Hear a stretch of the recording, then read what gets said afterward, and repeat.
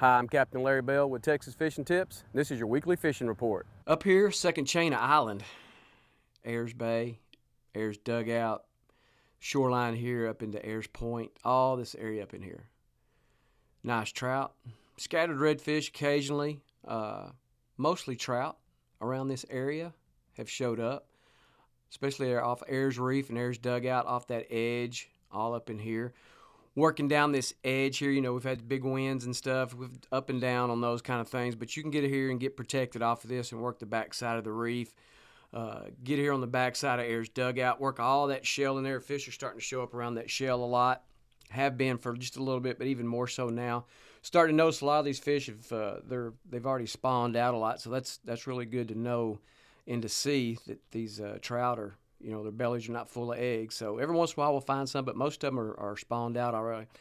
So, this area back in here, got scattered shell, clump shell and spots. You got some deeper guts, deeper edges. It's a little grass that's working here and there. So we found some decent fish in here, good trout, good redfish that are working here. Lots of bait working in this here. Main baits that are working primarily in here have been either the soft dine, have been the burner shad, down south lure.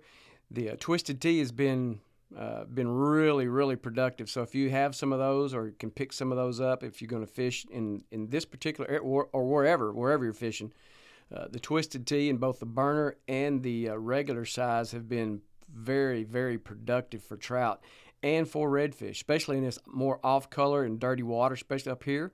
Because you know how it can get when you get these big winds or just a steady wind, it can blow it all out pretty good. So those particular colors really stand out. There's some little saucer reefs that are up here right off the point at Ayers. Work around those. Work the deeper edges of those. There have been some nice fish that are being caught off of that. The shoreline here that comes all the way up to Ayers Point as you head up towards San Antonio Bay. Really that's about the only separator point is just knowing where that point is. Then you're into San Antonio. Working all this area out here up and down the shoreline.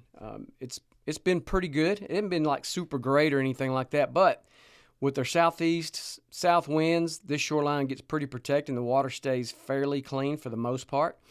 Watch out for your crab traps and stuff. A bunch of those being set out up and down this area here. Continue on around Ayers Point. Work down this shoreline. Wade all this area out in here. Get out on the edge.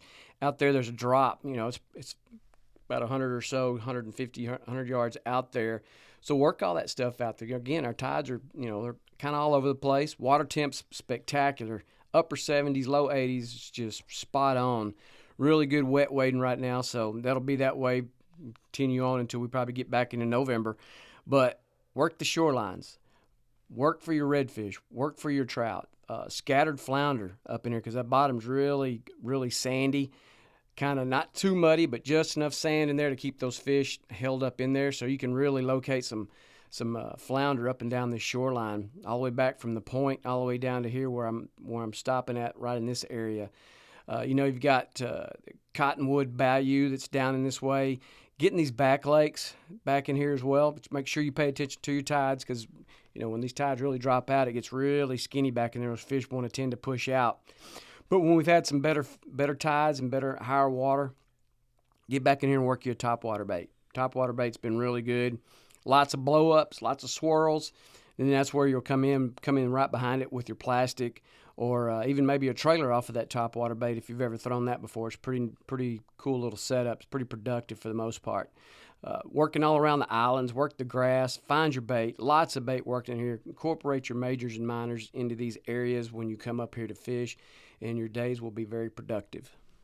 Swan Lake Shoreline. Oh, this is one of my favorite areas over here in Copano Bay. We have some trout that are showing up in here. We got scattered redfish that are showing up in here. All up in here on this outside of this shoreline has been good.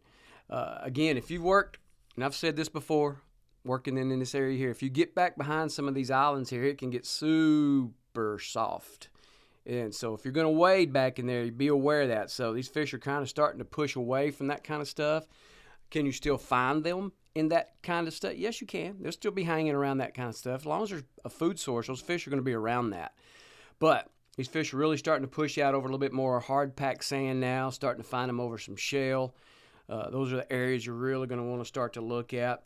with the rising temperatures, you know, both in the air temp and the water temp pushing up, you're going to want to start working edges, deeper edges, working down these edges.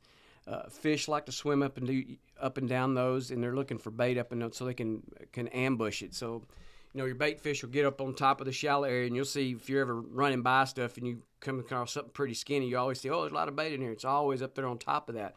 Well, those fish get comfort, some safety up in there in that shallow water, thinking predators can't get to them. So when they get to an edge, those predators are hanging off in that just a tad bit deeper, more water. And that's where they make their strikes or their ambush points. So those are always points of emphasis when you're working areas like this. You want to work edges. It could be subtle edges. And if you don't ever get out of your boat, sometimes it's going to be very difficult for you to locate these edges.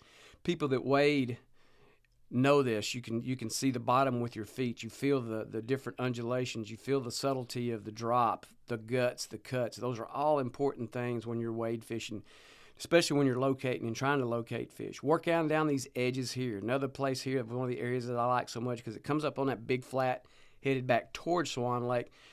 When you got enough water in here, this gets really skinny when that water drops out, but when you have enough water in here, you can get this and wade this thing all the way back, knee-deep water.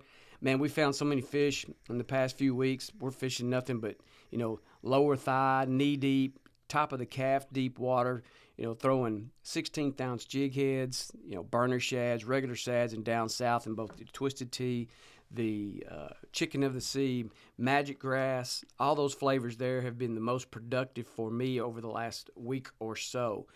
Primarily, the twisted tea has been very, very good. Super productive bait. One thing that if you don't have that in your box, you need to pick some up and put it in your box because it's good. It's very versatile. You can use it in a lot of different kind of water clarity. Anyway, all that said, work these edges along this area here. Bunch of shell that's up and down this shoreline here. You've got some old docks from years past that are broken down, and you can wade these areas here. You'll feel that depth of that water change. We've caught redfish up in these areas here. We've caught trout up in these areas, and some decent trout in the new slot limit for the next 2 years, the 17 to 23. We've caught some very solid fish in that. Again, a lot of them have spawned out, which is a great thing because that offspring will be hatching and swimming here pretty soon whenever they laid those eggs. So up and down this shoreline here, bait, throw your soft dine, throw your down souths in both super, or not super, but your regular version and your burner shad have been really the productive ones. Incorporate your topwater. If you're a topwater junkie, get up here and work the topwater up here on these edges of these shorelines. Redfish are just wearing those things out. And if you can't get them to attack it, to take, then drop that double D down in there, throw that soft dine in there, and work that just below the surface, and you'll get a lot more options, or a lot more opportunity, should I say, to catch those fish as you're working all these areas in here. Get in between these little guts, get around this island here. Great area there. It's a little reef there that drops off. You got a deeper edge to it around that. All areas that's been holding fish over the past week and a half. So if you get the opportunity to get up in these areas here to fish, make sure, again, incorporate your major and your minor into those fishing days. Pay attention to your tides and your winds, and you'll find your fish. Up here on the fingers of Carlos, and into Carlos, on the back side of Carlos, down the shoreline, over to the third chain, all the way up there, this little banana reef up in here. All these little areas in here have been pretty productive. Again, they're edges, drops around shell. Again, note that there's fish are showing up around shell now, so those are going to be areas that you're really going to want to start to concentrate on.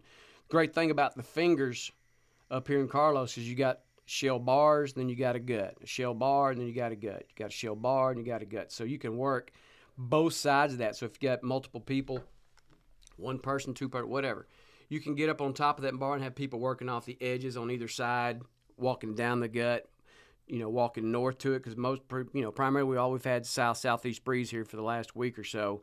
So it's really going to push fish up and down to this shoreline. Get out on the outer edge of it, work out this way, work all the way over to the cut where the old intercoastal you could, that little bird island that's right there down the edge of that. There's a big old nice shell bar that you can get down on the inside of that, and you can work that. On the opposite side here, closer to Dunham, get across the cut right there where it gets to the double post that you go through to get into Carlos, coming out of the Spalding or North Aransas Bay. Big shell bar there. I'm sure if you've gone through the double post, when the tides have dropped, you've seen that off to your left. So you can get on the inside of that here in Carlos, and you can work that down all the way. Work it, weight it. Bunch of shell in there, scattered mud, good crunchy stuff. I mean, this stuff, baits all over this stuff. You got some nice fish that are showing up in this area here. Again, down south, burner shads, any flavor that you want. Most of this water is pretty dark, so if you got a little chartreuse, orange, white, the twisted tea, again, has been really productive up here in this area as well. All this area has been holding some good fish. We've caught undersized fish as well. We've caught slot trout. We've caught undersized reds, slot reds, just kind of a little bit of smorgasbord of everything, all up in this area here. Get down to that where that deep cut is. That's part of the old intercoastal from years ago. So be careful when you get to that, especially if that tide's really running, because what's going to happen, you'll get a big current that pushes through there, and you don't want to be caught into that because that thing drops off, it's pretty steep, around 17, 18 foot in some of those spots. So just make sure if you're going to wade all this shale out here and work the edges of that kind of stuff, make sure you pay attention to where that drop is because you don't want to get yourself in too much jeopardy there. You can get up here on Dunham Island, get up here on the back side of this and start working that. We haven't found too many fish up around that big shell bar that's there with a lot of mud, but there is some that are there. You can work that. It's pretty soft back in that area, so be aware of that. Come on around here, which is a little bit more hard packed, and the shale is in here. You got scattered grass that's in here, lots of bait that's in here. Again, Mirrodines have been good. Double D has been good. When you get in the right depth of water, that knee to thigh deep has been really productive. Your darker down south, magic grass, chicken of the sea, bone diamond, and white ice. Forgot about those. Those have been pretty productive as well. But again, the twisted tea has been the main color that most of these fish have reacted to. They can locate it and see it all up and down this here. Of course, depending on what type of winds you got, it's going to depend on the direction that you fish this. But this has been pretty productive up and down this area here. So if you try to drop in on this area here, get after it. Take your time, be patient with it. Incorporate, your majors and minors into this area here, and you'll locate your fish. Thanks for watching. I'm Captain Larry Bell.